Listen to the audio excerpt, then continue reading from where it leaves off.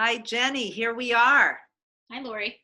So today, Jenny and I are going to start a series of conversations about famous people's charts, just people that we think are interesting. And we are going to share the chart. We're going to just talk randomly. We're just basically going to riff on the chart from our perspectives. And we will also include in the show notes a link to a documentary about the person on YouTube or something like that that will, for you to explore on your own. I found over the years one of my very favorite ways to learn astrology, and something that I love doing. I do it at least 2 or 3 times a week. I'll find a person's chart, I'll find a documentary about them, and watch the documentary with the chart in hand. It's just the most powerful learning tool you can find. So I would really encourage you to do that, to find people that interest you and learn through this way of learning. So we're gonna try that. You have anything to say about it, Jenny? Yeah, well, just over the years, Lori has sent me links to lots of different movies and all kinds of different things and encouraged me in this way. And it is super fun. And it helps you, I don't know, tune in a little bit more, track patterns and personalities. Like, it's super fun. And also just bearing in mind that it's hard to maybe get lots of facts about somebody's stuff from just like Wikipedia or whatever. So it's super fun to see a documentary or even like a Hollywood movie and just kind of play around with a little bit. So she's really good at it. So I definitely encourage you to check out what she posts. Awesome. So, Awesome. yeah. So the one that we're going to use today is totally random. It really is random. It's a guy named Harry Partch. Most of you probably won't have a clue who that is. And a lot of you, however, probably do know who Tom Waits is. Tom Waits is pretty well known for, certainly people in my generation know Tom Waits's music. And I actually watched a Tom Waits documentary last week with his chart, and it was wonderful. But it led me to Harry Partch, who was one of Tom Waits's great inspirations. I had fallen in love with Harry Partch's music back when I was young, so it was exciting to go from there and be reminded of him and find his chart and a documentary. When we do these, I'm gonna try to share documentaries on YouTube, because that way, no matter, you can all watch it. There's obviously really great documentaries on Netflix, on Amazon Prime, on Hulu, but those are all paid services. So I really want to try to focus on YouTube so that you can watch it regardless of what services you have. And without further ado, let's pull up Harry Partch's chart. Okay, I'm just going to add one thing here that I did not know who he was. I was like, okay, Lori, sure. So here we are. But I did check it out, and it's pretty interesting. So I'm approaching this from a nerdy, astrological, intellectual view. So just so y'all know. Okay, here we go. And here is, ta-da, Harry Partch's chart. Okay, so the other thing I want to say, people watching this, whether you find this video on YouTube or if you follow my Patreon and you find it there, some of you are going to know a lot of astrology, some of you are going to know very little. Listen to what we say. I don't expect that you're going to be following every single pathway of how we talk about this, but follow what you can and learn what you can. Okay, so when we pull up this chart, one of the first things, and for those of you on Patreon, I just posted a piece about hemisphere emphasis. So I want to just kind of start from there, just for the fun of it. And if we look, and we will see that these planets are retrograde, and the only planets are right in this. So the hemisphere emphasis would be a northeastern chart. And that just tells us basically that this is a very inward person, a certain amount of defensiveness, maybe some hard stuff in the early home life that is putting him in that position of being somewhat defensive. So that's kind of the first thing I glance at in a chart. But with something like this, we want to think about, how do we know him? He was born in 1901 in Oakland, California. How we are going to know this person, because it's a famous person's chart. So in this series, we're going to be talking exclusively about people who are famous in one manner or another. And if you're thinking about many years later, what is it you will have seen, would know about this person? You'll know about their midheaven, right, Jenny? Yep. That's what you'll know them for. You'll know them for their career or their reputation. So we're going to look at the midheaven, which in whole sign houses, the midheaven is not attached to the 10th house. It is a floating point, and in this case, it's in the 9th house. The other piece that will be part of the career will be the 10th house, the sign on the cusp of the 10th house. So I'm going to initially think about what planet rules Pisces. The midheaven is Pisces. So the planet that's going to rule that is going to be Neptune. Mm-hmm. And we've got Neptune here conjunct the sun. Yep. And I was thinking when you said the midheaven, immediately my eye went, okay, Pisces. So it's just right off the bat, put Pisces in your head. What do we know about Pisces? Pisces is the sign of the fishes in the ocean, and it's kind of a boundaryless representation of consciousness. So it's kind of ethereal and hard to get at, but it's certainly water, and it's mysterious. And then, as you said, and Neptune rules it.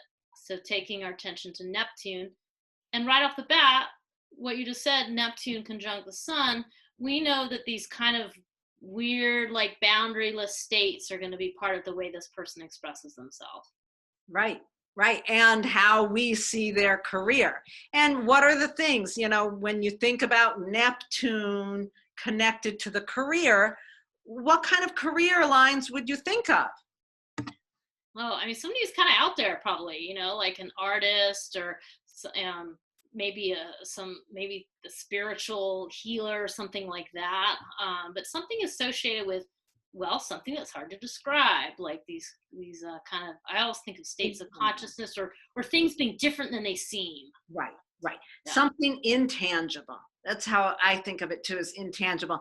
And, as far as career paths that would be ruled by Neptune, you'd think about film, music, poetry, spiritual things, something in that realm.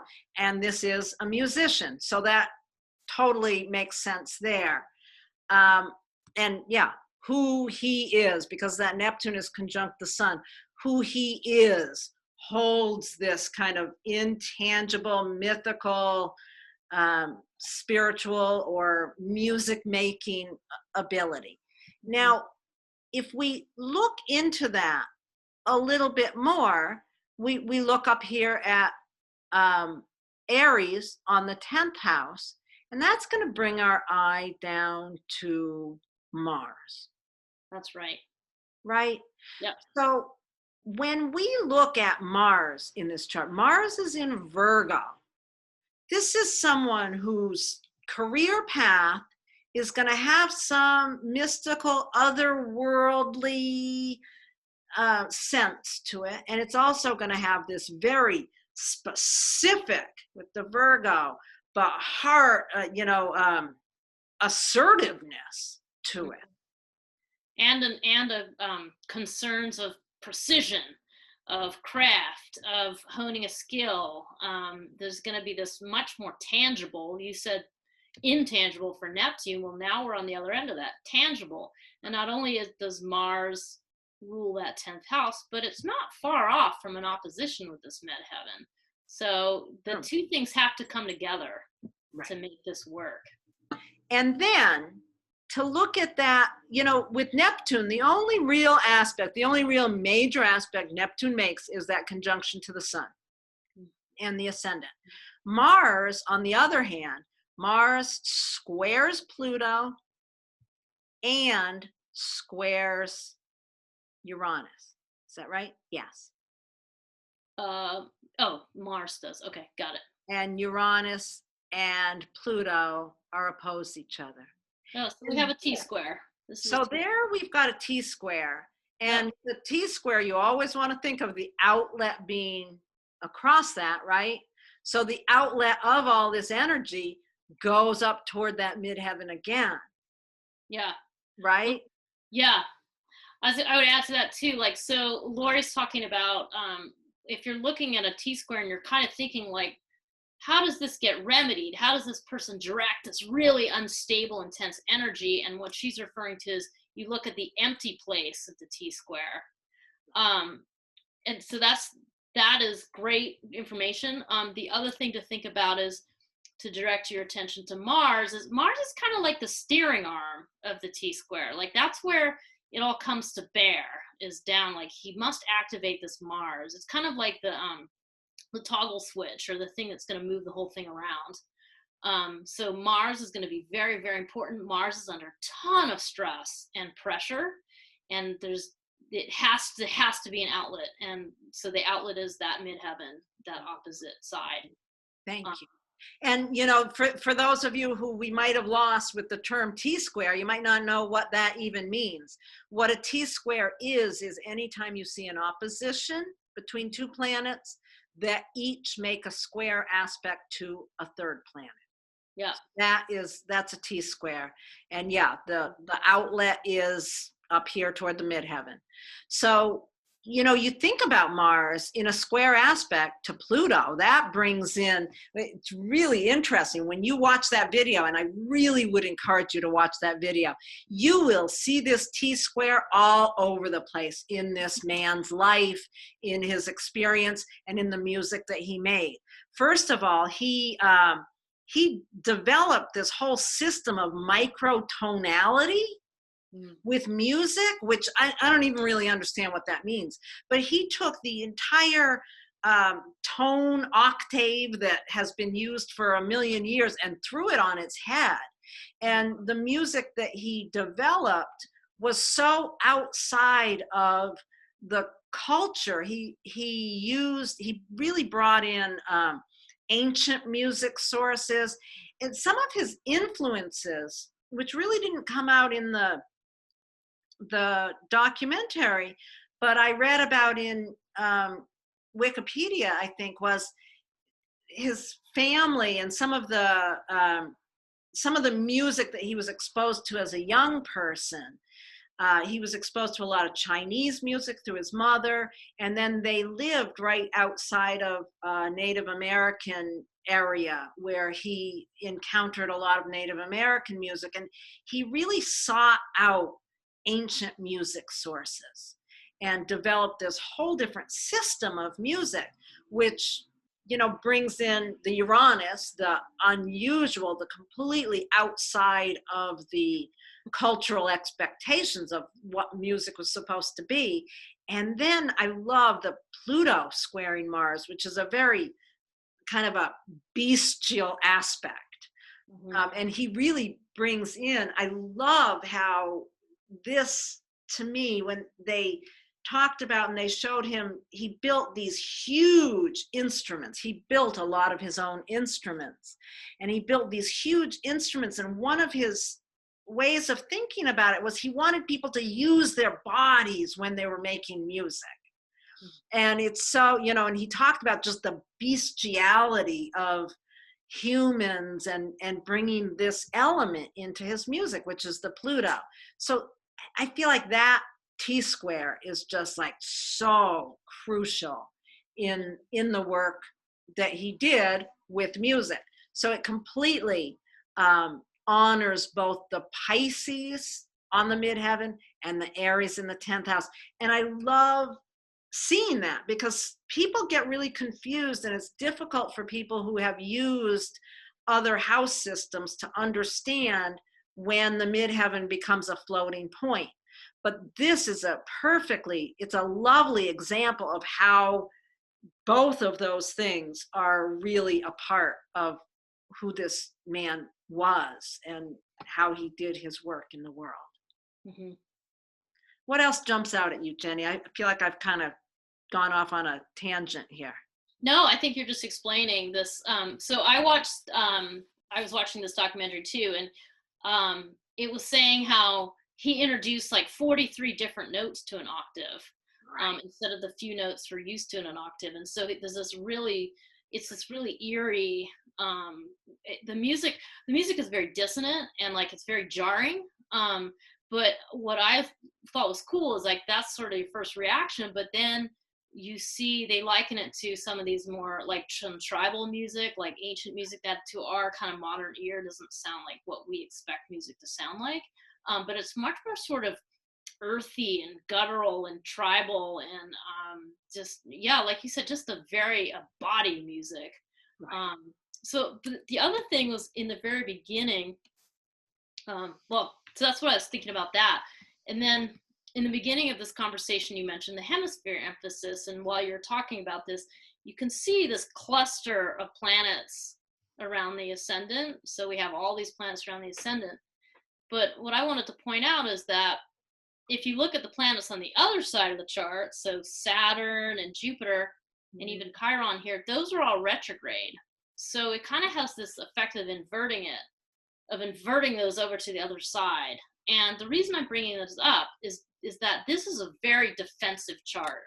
Like when you have all of these retrograde planets kind of end up showing up over here because they're retrograde, and you have this defensive complex around the ascendant. And he was very reactive and just like kind of disdainful, and like just thought music could just become so kind of boring and typical, and so his response was just a roar, like just really do something completely different. And I thought that was quite fascinating. Yeah, and it just really that Mars energy in it. Like, yeah, he did not want to just listen to the 12-tone octave that everybody just took as what it had to be. And it's also interesting, this being the area of relationship and self. He was gay also, which being born in 1901 was not like being born in 1990 and being gay.